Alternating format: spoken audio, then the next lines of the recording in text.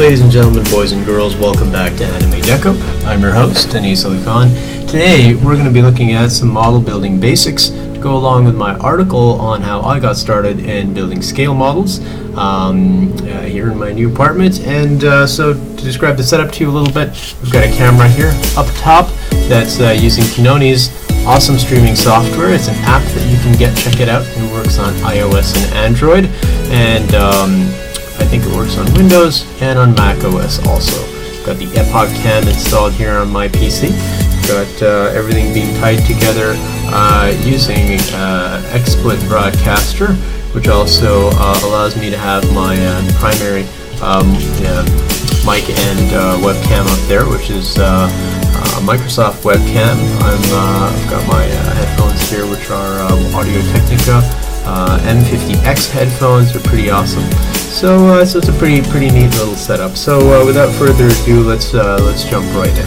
So you notice I'm not using my gaming keyboard right now. I've got my Logitech K400R. This is very practical when you're making use of your surface. I actually like to cover my table surface with this cardboard sheet right here, and then on top of that you can add on your cutting pad. Some people like to cut directly on the cardboard. You can do that if you want.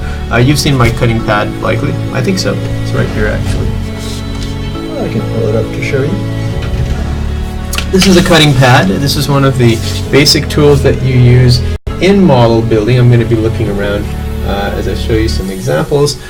Usually you would use a hobby knife. Actually, I recommend using a knife, but regardless, just to show you why it's important to have a cutting pad, it's because it's a self-healing pad. Even if it does get cut as you're slicing polystyrene, which tends to be quite hard, you don't want it going through the pad and then into your table or anything like that. So you should be using safe and rubber covered pad. Now I got mine from Army Painter through one of their distributors here in Montreal. It's a retail store that's one of the I think most established Bandai distributors. I think I mentioned that before. Lou Chan, the gentleman who runs that store, he also dabbles in some airsoft products. I'm not really into the airsoft thing, but they are. So that's the stuff that they carry. They've also sponsored the show in the past. I've done an unboxing of a Gundam Barbatosu, or Barbados, if you prefer, 1/106th form, which is going to be built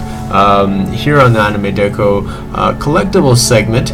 And on that note, I just realized I may have forgotten to add a little text. I can show you some of the magic that we can get away with here using this really cool little software we've got called XSplit. So yeah, guys, bear with me. The first couple of episodes will be a little bit all over the place, but I think I'm finding a nice little pace to be able to bring you guys some content regularly. I had some questions about quality. So what kind of are you going to be doing HD?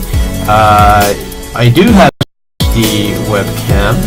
It's currently being used with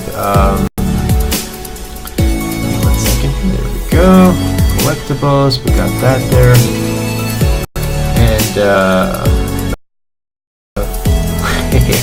we lost it. Hang on, let's get that back here. Let's get that text back up here. Collectibles. You can actually change stuff in real time, and that's what's kind of cool about it, which is really quite nice. Not really supposed to, but you can kind of get away with it. Okay, there we go. So okay, I think I pressed cancel or something. That's why I got a little confused. Okay, there we go. Collectibles.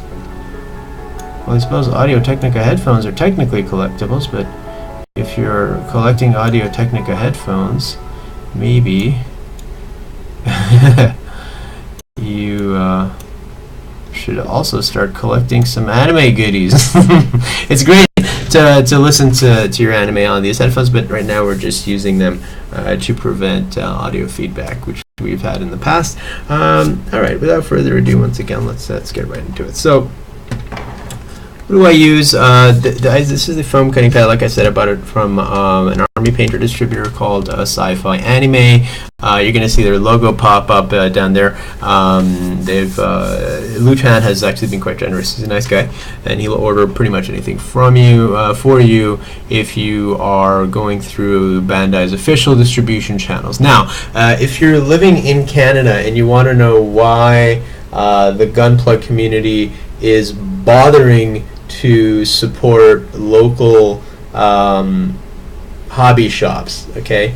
Yeah, a part of it is that, like, that cultural thing where, like, you know, it's nice to support your local hobby shop. This is true. That is partly the reason. The other reason is that the issue for Bandai products is that when people go outside the official channels to buy them, it's fine. They're not always the best price. Like you'll notice on Amazon, some of the kits you can get for a really good price, and even Luchan and other distributors and retailers will encourage you to do so. When you find a good deal, take it, but not always. Sometimes people will sell stuff at a way above its market value, which is not exactly very well.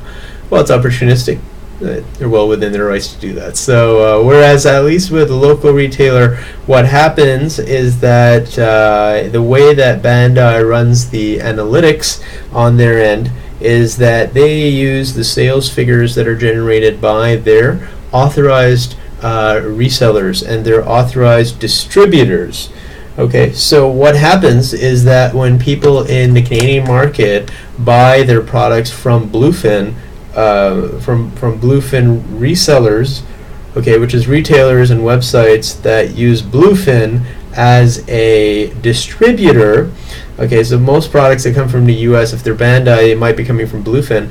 What ends up happening is it boosts the US's Gunpla sales numbers, which is okay. It still makes North America look good, but in the end, you know, it doesn't really boost the image or the value, if you will, of the work that builders here in Canada are putting in to all their models. And you know, they're buying. You know, I mean, I know at least one model builder who does spend upwards of $20,000 a year in you know, Gunpla related products. So you know, some people do take it to that level. They've got the funds for it, and it's good if you do try at least as much as possible to purchase some of your kits through people that deal with, for example, Plamo, because Plamo is a registered distributor here in Canada, and so you know, if you're getting a good deal, I'm not saying give them all your money. That would be illogical, but when you're getting a good deal, try to buy local at least, so that the